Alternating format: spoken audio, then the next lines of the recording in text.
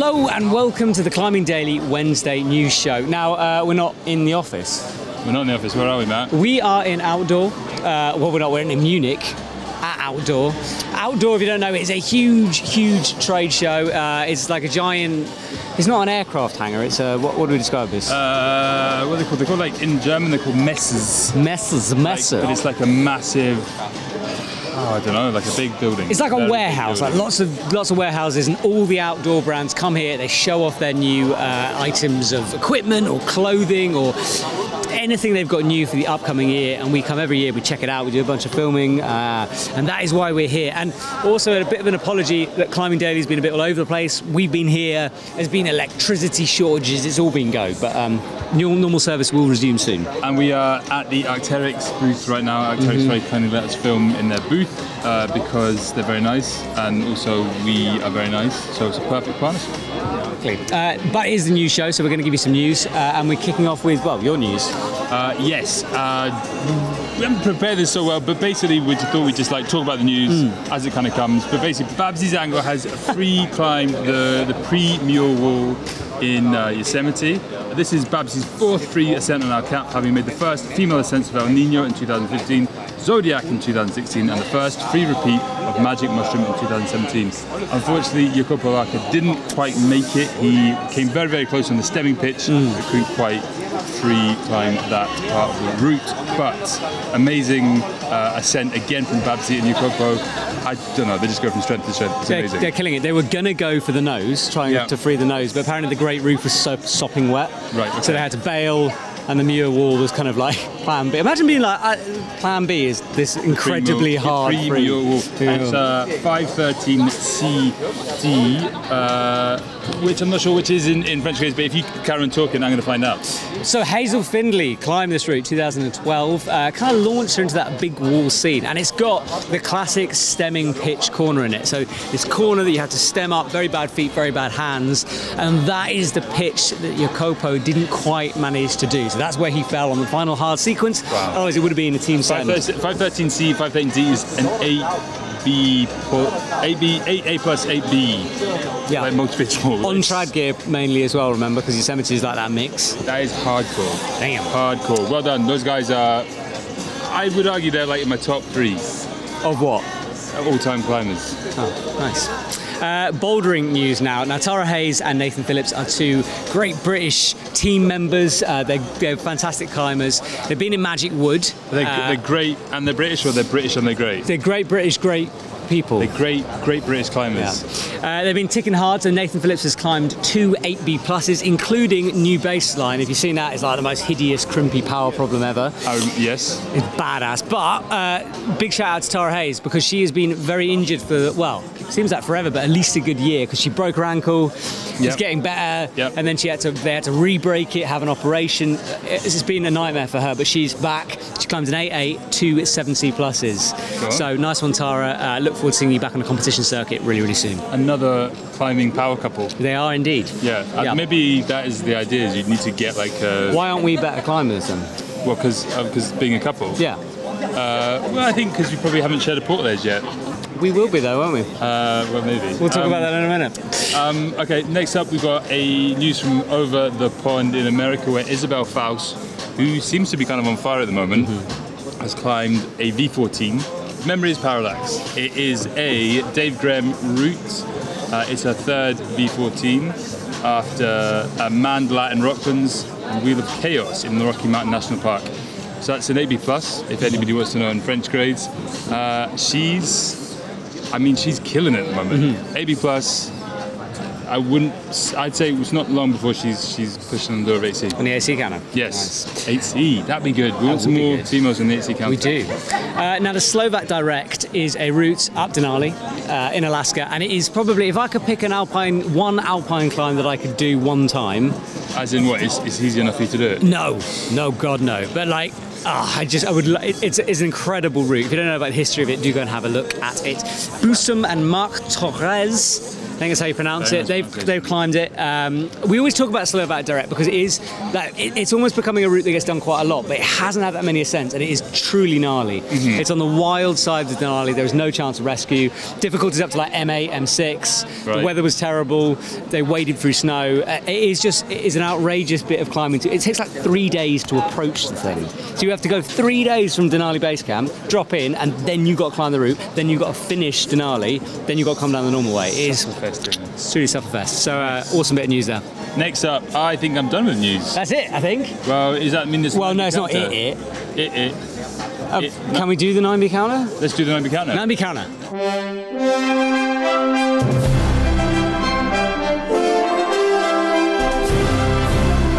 I mean, there isn't any. There's nothing on it, is there?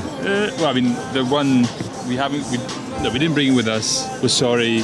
We didn't prepare properly. Yeah. But I think we can't take that thing wherever we go. Otherwise, it's going to get destroyed. We could take it with us wherever we go. I think it's going to get destroyed though if we take it. Must have the precious. Maybe we should produce like a small laminated version. If only we had a digital version. Someone actually came up to us in outdoor and said we've got to sort out the 9B counter. Well, somebody has been in touch on Instagram and he sent me like a template with all the formulas sorted. We just need to fill it out. I'm sorry, I can't remember your name, but thanks so much again for sending it in. Genius. I just hadn't had time to fill it out. But one of these days we'll do it. We'll probably publish it on EpicTV. Maybe. And it will be like this thing that is engraved in climbing psyche for years to come. At least 1 year. There were markings. It's some form of Elvish. I can't read it. There are few who can. Now, we're at Outdoor. We are going to be doing a full climbing daily of my top 3 things, and we've got a bunch of product videos and all that kind of exciting stuff rolling out over the next few weeks. But let's do a little snapshot. What was your favourite bit of kit here? We've seen a lot. Okay, so my favourite bit of kit was Scarpa have come up with, I basically was like, I was in the Scarpa booth and I saw on the shelf and I was like, the Scarpa Veloce, which is like also called the Velocity, and it's like called different things in different languages. I looked at it, I was like, that was my first pair of climbing shoes. That's a beginner pair of climbing shoes.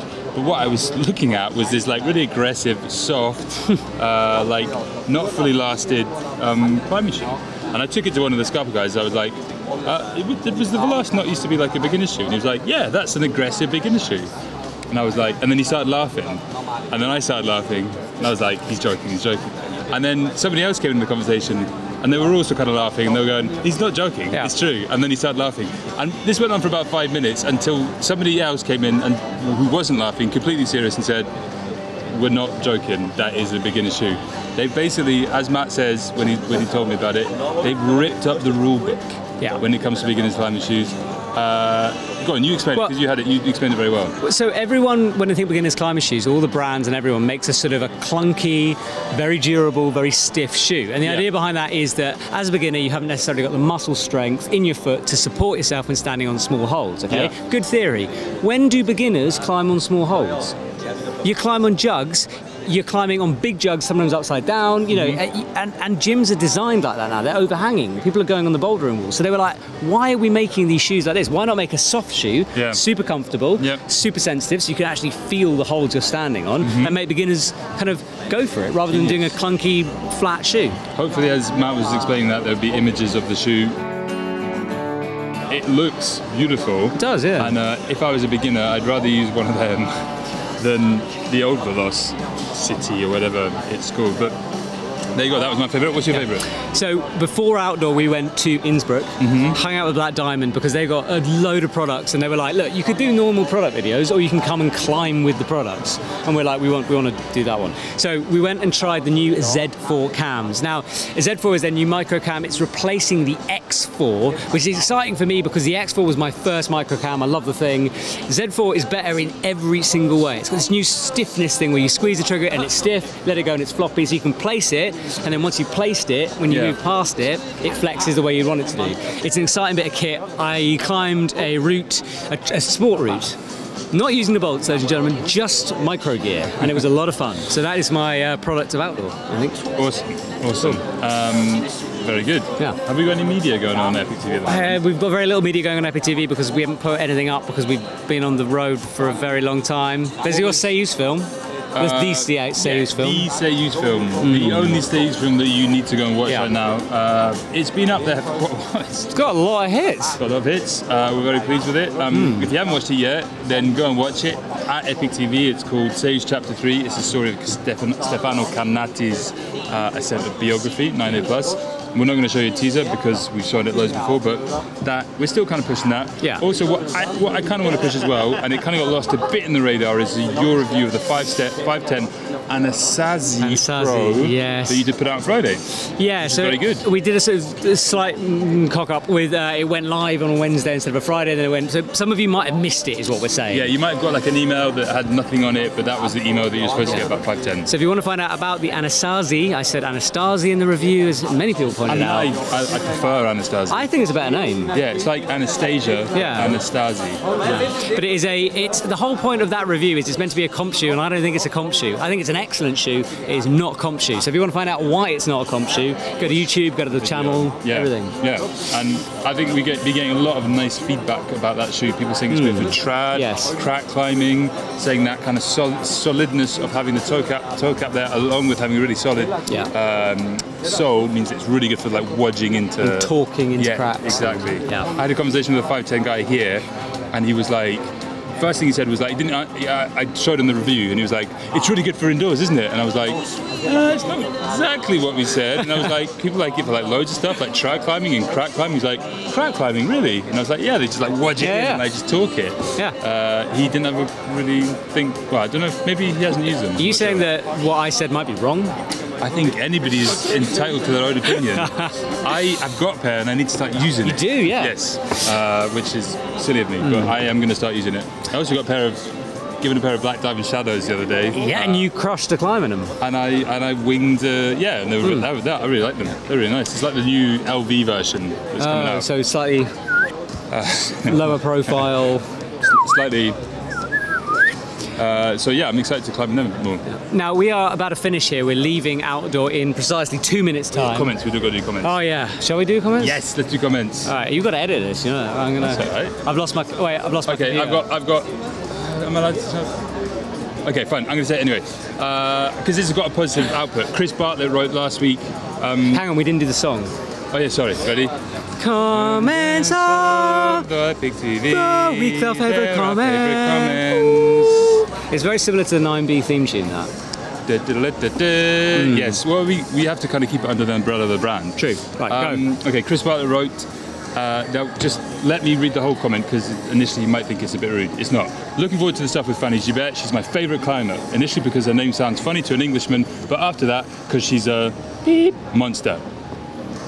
I think Chris is trying to be very complimentary there. He's being honest as well. And I appreciate that. So he's saying monster in a good way, not the... No, of course I think he's saying monster like as in she like totally crushes, she's awesome kind of thing. Not hideous. Like, you know, you call somebody a beast, like they're amazing kind of thing. Yeah, I've been called a monster before, but in a different context. Oh, really? Yeah, that was negative. Was it a beep beep monster? It was, probably, yeah. Beep beep beep beep monster. Yeah. So Chris, appreciate it. You got a bit of a potty mouth, but that's fine. It's okay, mate, it's fine.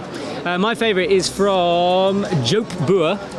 And Jope says, is the difference between high ballin, spelled B-A-L-L-I-N, and free soloing the effect to put a mattress down somewhere near a climb? So I think what he's asking is, is like a super high ball, if you just take away a pad, is then that a free solo? Which is a good question, because there are boulders that are really fine, like, you know, that Alex Honnold boulder he put up, which is stupidly high. But then he probably didn't have did he have a boulder pad? Yeah, he had a few probably. Did he? I think generally a free sole is probably anything that people would consider a sport climb? Well, they usually use a rope on.